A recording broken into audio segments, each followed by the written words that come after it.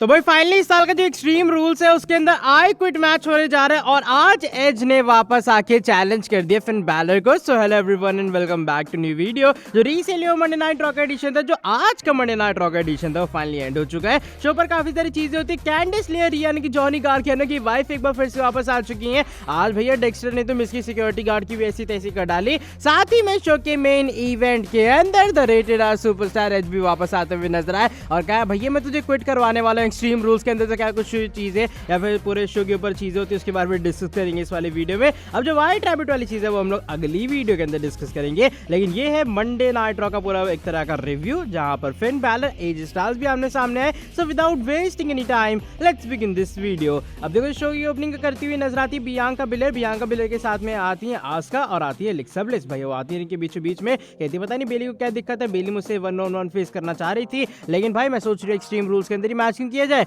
ये मैच आज ही हो जाए, क्योंकि यहाँ पर उन्हें चट्टे बट्टों का सहारा लेना पड़ता है। फिर वहां से बेली आती हुई नजर आती है। बेली कहती है कि भाई जो हमारी बियांका बिलेर है वो हैंग पिक्ड है, जो बेली उन्होंने अपने आप को प्रूव किया अपना हार्डवर्क करके, और जब से बेली 12 साल की है ना तब से वो एक रेसलर या फिर ये सारी चीजें करना चाह रही थी। एक चोजन वन ऑफ बियांका बिलेर को कहती है और वो कहती है जिस पोजीशन के ऊपर है वो डिजर्व नहीं करती, बल्कि उन्हें सिर्फ बैठा दिया गया है। एक्चुअल में वो चैंपियन है और उन्हें डिजर्व करना चाहिए, उन्हें एक तरह का WWE के अंदर उन्हें एक बार फिर से चैंपियन बनना चाहिए। बेली का ऐसा कुछ कहना होता है। अब जब बियांका बिलेर कहती है ठीक है भाई मैं मानती हूँ तेरे को इंजरी वगैरह हो गई थी तो जो तू 10 महीने WWE से बाहर थी वो मैं मानती हूँ, लेकिन भाई तेरा दिमाग सही है, क्योंकि मैं अभी फिलहाल WWE के अंदर काफी कमाल कर रही हूँ और जब तू लास्ट टाइम थी तभी मैं WWE के अंदर कमाल कर रही थी। और फॉर श्योर तूने देखा होगा मैंने रेसलमेनिया एकदम मेन इवेंट वगैरह किया था और मुझे याद है तू भी उस चीज को जरूर देख रही होगी। और उसके यहाँ पर जब थोड़ी कह सकते हैं गर्मा गर्मी बढ़ जाती है, यहाँ पर बात होती है भाई 1-on-1 मैच के बारे में। ये उसका कहती टेंशन है इस बियांका बिलेर को तो मैं देख लूंगी। अब भाई वो सबको बाहर तो भेजती है, लेकिन बियांका बिलेर उनके मुंह पर ही ड्रॉप किक लगाती हुई नजर आती है।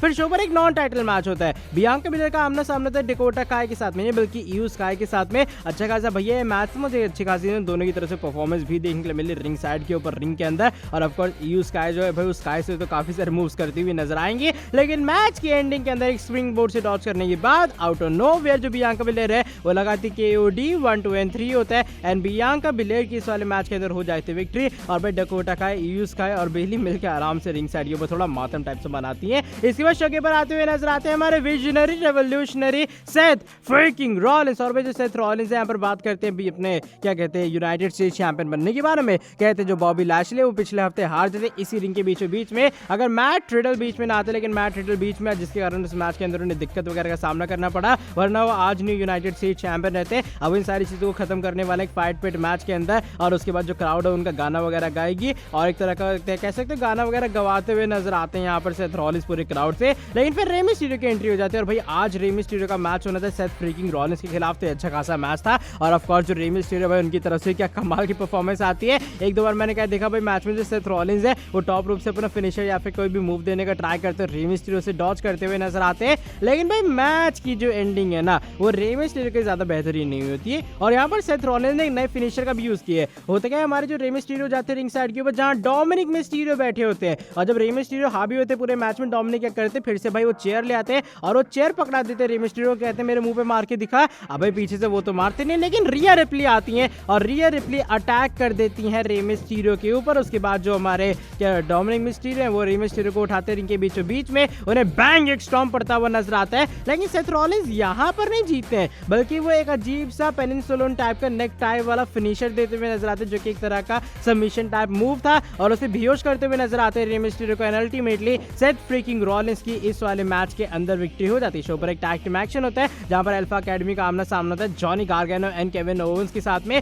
अब इस मैच के अंदर केविन ओवेंस की कमाल की परफॉर्मेंस आती है, और अगर तुम लोगों को लगा था भैया स्क्वैश मैच होगा, स्क्वैश मैच तो बिल्कुल भी नहीं था। अच्छी खासी परफॉर्मेंस आती है दोनों टीम्स की तरफ से, एक तरह का मैं कह सकता हूँ कि हाँ भाई दोनों टीम्स का लगा ये अच्छा खासा टैग टीम एक्शन था। केविन ओवेंस क्या करते हैं वो ओटिस को रिंग साइड के ऊपर ले जाते हैं, उन्हें सुपर किक वगैरह लगाते हैं और भाई अनाउंसर्स टेबल तोड़ते हुए नजर आते हैं। अब जो हमारे जॉनी गार्गैनो मैच के अंदर जस्ट विक्ट्री हासिल करने ही चलते हैं, होता है कि ऑस्टिन थ्यूरी आते हुए नजर आते हैं और एक तरह का अटैक करने का ट्राई करते हैं जॉनी गार्गैनो के ऊपर, उन्हें डिस्ट्रैक्ट जरूर करते हैं, लेकिन फिर भी चैट गेबल भाई उसका फायदा उठा नहीं पाते और जॉनी गार्गैनो आखिरी में अपना फिनिशर लगाते हैं। 1-2-3 हो जाता है एंड विक्ट्री हो जाती है जॉनी गार्गैनो एंड केविन ओवेंस की। इसके बाद शो के ऊपर मैच होता है जहां पर जो ओमास से कुछ लोकल टैलेंट्स के हैंडकैप मैच के अंदर फेस करते हुए नजर आते हैं। भाई मैच में होना क्या था, अनाउंसर्स टेबल के ऊपर रखे एक तरह का पिन विन करने का ट्राई करते हैं ओमास, और आसानी से इस वाले मैच के अंदर उनकी विक्ट्री भी हो जाती है। शो पर निकी एएसएच आती है ऑलरेडी रिंग के बीचों बीच में और आज उनका आमना सामना होता है अनएक्सपेक्टेड रिटर्न कैंडिस लिया री के साथ में। और भाई जॉनी गार्गेनो के ऑफ कोर्स वाइफ और जो क्राउड उन्हें अच्छा खासा रिएक्शन देता हुआ नजर आता है।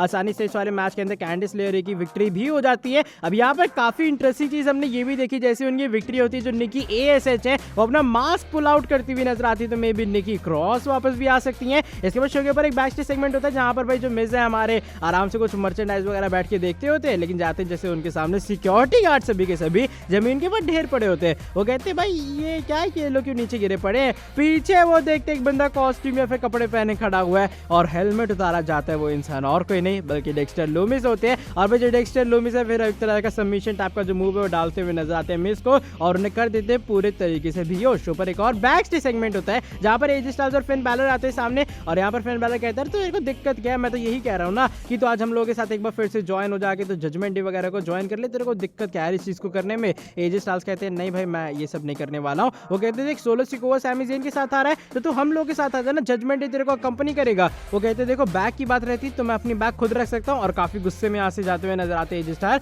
और भाई फिन बैलर भी फ्रस्ट्रेट होते हैं। वैसे Sami Zayn and Solo Sikoa आते रिंग के बीचों बीच में और उनका आमना सामना होता है हमारे फिनोमिनल वन एजी स्टाइल्स के साथ में। काफी अच्छा खासा मैच था, काफी अच्छी खासी एक स्पॉट वगैरह दिखाई देते हैं। सोलो सिकोआ भी ट्राई करते काफी बार इंटरफेयर करने का, लेकिन भाई सैमी ज़ेन की तो मैच में क्या ऐसी तैसी होती है। एजी स्टाइल्स ऑलमोस्ट मैच में जीतने ही वाले थे और एक बार से एक बार उन्हें कैल्फ प्रेशर लगाने का या फिर स्टाइल्स क्लैश लगाने का भी ट्राई होता है, लेकिन बस किसी तरीके से सैमी ज़ेन जद्दोजहद करके बच ही जाते हैं। अब मैच की एंडिंग के अंदर होता है कि हमारे जो सैमी ज़ेन किसी तरीके से रेफरी को डिस्ट्रैक्ट करते हैं, इसी का फायदा सोलो सिकोआ उठाते हैं। वो रिंग साइड के ऊपर खींच लेते हैं जाके एजी स्टाइल्स को, उन्हें लगाते एप्रन के ऊपर अपना फिनिशर सैमी ज़ेन को रिंग के अंदर भेजा जाता है। हेलुआ किक आती है 1 2 and 3 होता है एंड ये सही सुन रहे हो सैमी ज़ेन ने हरा डाला आज एजे स्टाइल्स को। एजे स्टाइल्स के सिर से थोड़ा बहुत खून भी निकलता है और हाँ सेथ रॉलिंस के भी थोड़ा बहुत आज खून निकल रहा था मैच में, पता नहीं भाई कैसे, लेकिन कुछ इस तरीके से सैमी ज़ेन की विक्ट्री हो जाती है और सोलो सिकोआ के साथ में गले वगैरह मिलते हुए नजर आते हैं। फिर जजमेंट डे की एंट्री हो जाती है, जजमेंट डे आती है रिंग के बीचों बीच में और वो एजे स्टाइल्स को समझाती है भाई चारों तरफ से घिर के कि भाई जैसे हमने तेरे को कहा था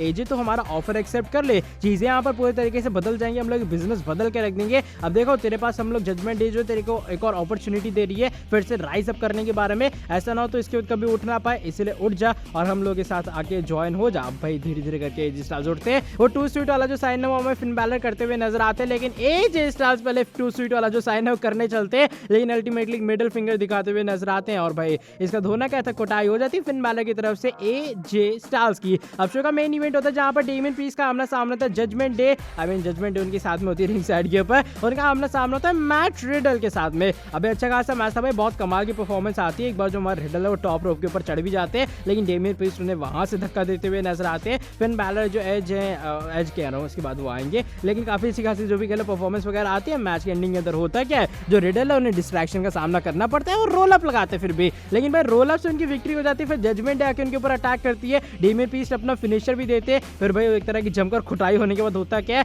अचानक से एज का थीम सॉन्ग प्ले होता हुआ नजर आता है। एज आते भाई एकदम मैराथन रनर की तरह दौड़ते हुए रिंग के बीचों बीच में, दोनों तीनों को स्पीयर लगाते हैं, डोमिनिक को कन्फ्रंट करते, लेकिन रिया रिप्ली उनकी टांग खींच के उन्हें बुला लेती किसी तरह बाहर। और उसके बाद जो एज माइक लेते कहते भाई बैलर देख, तुझे लग रहा था जजमेंट डे को लग रहा था कि तुम लोग मुझे क्विट करवा पाओगे, ऐसा बिल्कुल नहीं होगा, बल्कि एक्सट्रीम रूल्स के अंदर मैं तुम्हें क्विट करवाने वाला हूं। मैं चैलेंज करता हूं बैलर तुझे फर्स्ट टाइम एवर एक एज वर्सेस बैलर के आई क्विट मैच के लिए। और कुछ इस तरीके से जो मंडे नाइट रहा है वो एंड होता हुआ नजर आता है। मुझे याद है क्राउन ज्वेल से पहले भी अगर आपको याद होगा एक बार ऐसी अनाउंसमेंट हुई थी सेथ रॉलिंस और एज के फ्यूड को लेकर कि भाई वो एक हेल इन अ सेल मैच होने वाला है या फिर एक स्टील केज मैच होने वाला, और वैसी कुछ चीजें डब्ल्यूडब्ल्यूएफ कर रही है and I am excited for extreme rule जब एज और बैलर आएंगे आमने सामने। बाय द वे आज का ये कुछ था मंडे नाइट रॉ का पूरा रिव्यू। अगर ये वाली वीडियो पसंद आई है तो फटाफट से नीचे कर देना वीडियो को लाइक, साथ ही में जो लोग चैनल के ऊपर न्यू है सब्सक्राइब नहीं किया सब्सक्राइब कर देना चैनल को और बेल नोटिफिकेशन को कर देना ऑन। मिलता हूं आपसे आके नेक्स्ट वीडियो के अंदर बहुत ही ज्यादा जल्दी। Till then bye bye,